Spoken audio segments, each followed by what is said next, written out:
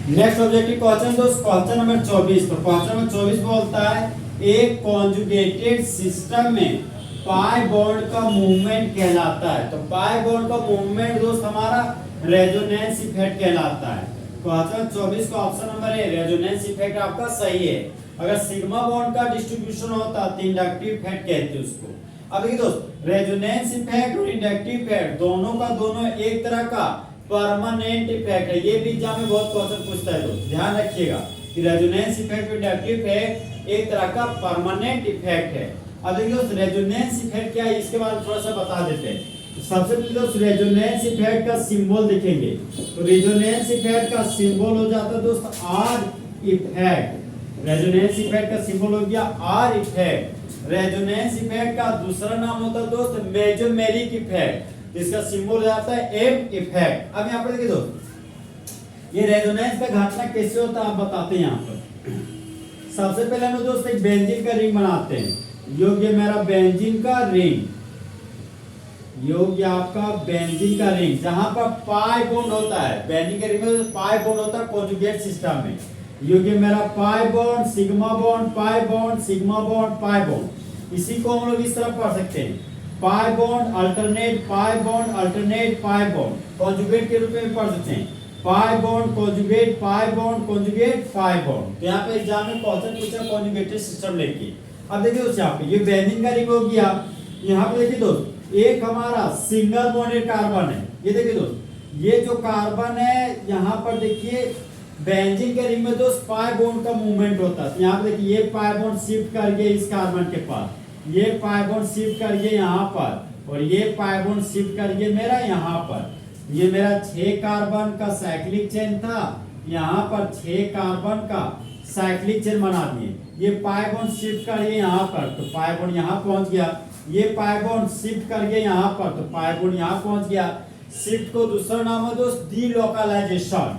तो pi bond delocalise करके इस कार्बन के पास, तो यहाँ पर पाई बॉन्ड बना दिए। अब यहाँ पर देखिए दोस्त, एक मॉलिक्यूल का एक से ज्यादा स्ट्रक्चर बन रहा है। तो एक मॉलिक्यूल का एक से ज्यादा स्ट्रक्चर बनना रेजोनेटिंग स्ट्रक्चर कहलाता है। ये दोनों हमारा दोस्त रेजोनेटिंग स्ट्रक्चर कहला गया। रेजोनेटिंग स्ट्रक्चर, रेजोनेटिंग स्ट्रक्चर का दूसरा नाम दोस्त इमेजिनरी स्ट्रक्चर होता है, तीसरा नाम रियल स्ट्रक्चर होता है।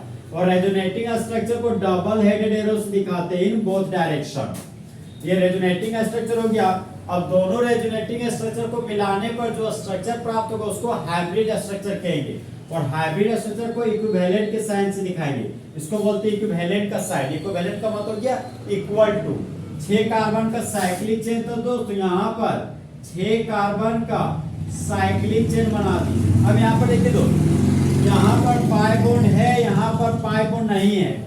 मतलब पाई बॉन्ड यहाँ है, यहाँ पाई बॉन्ड नहीं है। तो पाई बॉन्ड को दिखाएंगे डॉटेड लाइन से और पढ़ेंगे इसको पार्शियल डबल बॉन्ड। अब यहाँ देखिए दोस्त, यहाँ पाई बॉन्ड नहीं है, यहाँ पाई बॉन्ड है।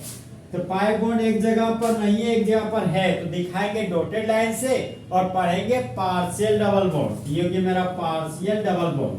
यहाँ पर पाई बॉन्ड है, यहाँ पर पाई बॉन्ड नहीं है, तो पाई बॉन्ड को दिखाएंगे डॉटेड लाइन से, पढ़ेंगे पार्शियल डबल बॉन्ड। तीसरा दोस्त, पूरा बेंजीन के रिंग में पार्शियल डबल बॉन्ड बन गया। ये जो स्ट्रक्चर प्राप्त हुआ इसी को बोलते हैं दोस्त हाइब्रिड स्ट्रक्चर। हाइब्रिड स्ट्रक्चर, इसी हाइब्रिड स्ट्रक्चर का दूसरा नाम है दोस्त रियल स्ट्रक्चर। रियल स्ट्रक्चर, इस हाइब्रिड स्ट्रक्चर का बॉन्ड का लंबाई होता है दोस्त 1.59 एंगस्ट्रॉम।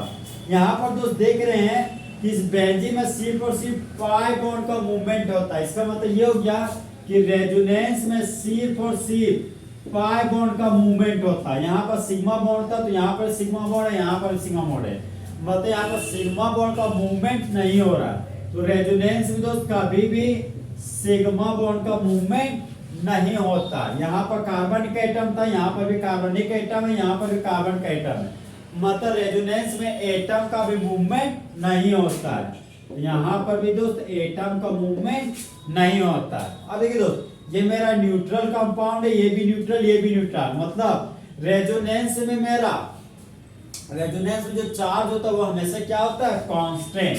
तो रेजोनेंस में जो कंपाउंड भाग लेते हैं उसका चार्ज हमेशा दोस्त कांस्टेंट होता है। तो चार्ज हो गया मेरा कांस्टेंट। अब देखिए दोस्त, जो भी एटम और मॉलिक्यूल भाग लेते रेजोनेंस में उसका हैबिटेशन sp2 और sp होना चाहिए। देखिए दोस्त, डबल बॉन्ड जुड़ा हुआ कार्बन, ये देखिए 2 3 और 1 होंगे 4 बॉन्ड। सिग्मा बॉन्ड हाइब्रिडेशन में हम लोग सिग्मा बॉन्ड काम करते हो लोन पेयर। यहाँ पर सिर्फ सिग्मा बॉन्ड है, 1 sigma bond 2 sigma bond 3 sigma bond. इस कार्बन के पास 3 सिग्मा बॉन्ड है तो हाइब्रिडाइजेशन हो जाएगा sp2।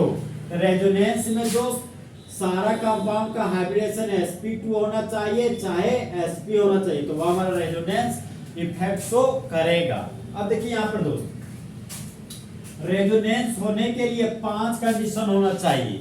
पहला कंडीशन है हमारा दोस्त pi bond sigma bond pi bond होना चाहिए, pi bond sigma bond positive charge होना चाहिए, pi bond sigma bond negative charge होना चाहिए, pi bond sigma bond lone pair होना चाहिए, पाई बॉन्ड सिग्मा बॉन्ड और फ्री रेडिकल होना चाहिए। तो रेजोनेंस होने के लिए दोस्त ये सारा कंडीशन फुलफिल होना किसी भी हाल में चाहिए। तो क्वेश्चन नंबर 24 का दोस्त ऑप्शन हमारे रेजोनेंस इफेक्ट हमारा क्या फुल एचडी में करेक्ट।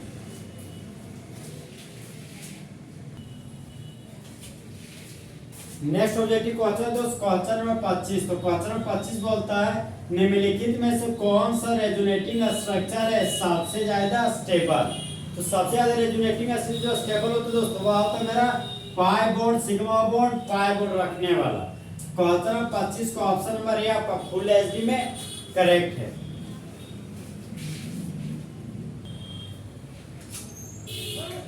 नेक्स्ट ऑब्जेक्टिव क्वेश्चन दोस्त क्वेश्चन नंबर 26। तो क्वेश्चन नंबर 26 बोलता है दोस्त एक्चुअल स्ट्रक्चर। देखिए दोस्त, एक्चुअल स्ट्रक्चर को हम बोलते हैं रियल स्ट्रक्चर।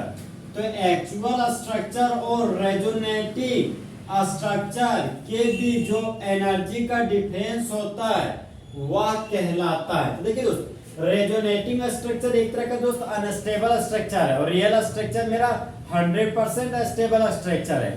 तो रेजोनेटिंग स्ट्रक्चर से रियल स्ट्रक्चर तक पहुंचने के लिए जो एनर्जी दिया जाता है उस एनर्जी को रेजोनेंस एनर्जी बोलते हैं। तो क्वेश्चन नंबर 26 का option number C resonance energy आपका फुल एचडी में सही है। अब नेक्स्ट ऑब्जेक्टिव क्वेश्चन आ जाते हो क्वेश्चन नंबर 27। क्वेश्चन 27 बोलता है रेजोनेंस स्ट्रक्चर के पास न्यूक्लियस का अलग अलग पोजीशन होता है कि न्यूक्लियस का पोजीशन सेम होता है कि दोनों होता है कि कोई नहीं होता है। क्वेश्चन 27 का ऑप्शन नंबर ए सही है दोस्त, न्यूक्लियस का पोजीशन हमेशा अलग अलग होता है रेजोनेटिंग स्ट्रक्चर में। तो इस तरह दोस्त फुल एचडी में ऑब्जेक्टिव क्वेश्चन आज से क्या हो गया खत्म। तो दोस्त चीते की चाल, बाज की नजर और हिमांशु कुमार की कैलकुलेशन पर कभी शक नहीं किया जा सकता।